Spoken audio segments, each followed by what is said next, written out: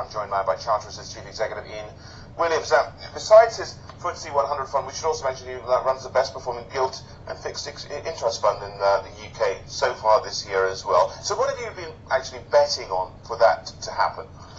Well, we've been, the fund has been predominantly invested in index-linked gilts rather than conventional gilts, and index-linked gilts have quite significantly outperformed conventional gilts this year, which is the reason for that fund performance. Right.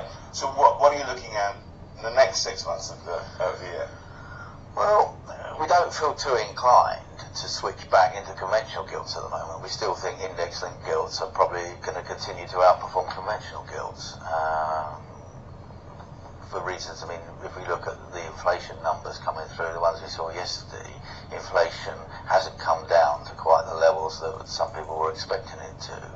And to a certain extent, over the next 3 or 4 months, you're going to see the inflation statistics merely reflect what went on last year, because inflation is a year-on-year phenomenon, and so what we're seeing is the inflation statistics catching up with a big collapse in oil prices and commodity prices, when oil went from $147 down to $35, and that's now washing its way through the statistics.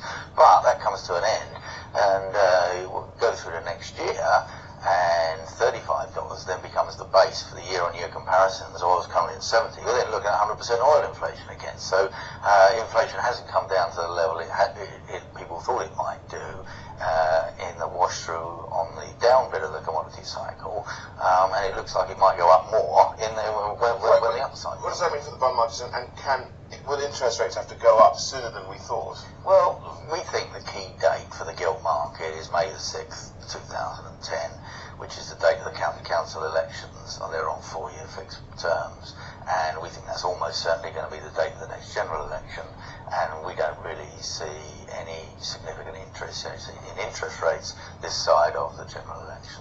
Very quickly, what about the state of the economy? What about rising unemployment here as well? We can get that data out later today. Political wrangling at the top too. Well, you know, the UK doesn't seem very attractive. No, I mean, and again, we come back to May the 6th next year. Everything this government does now is going to be determined by its focuses on somehow trying to win against all the odds the next general election. So every policy initiative will be dictated to that event. And of course, the gilt market is the most political market of all.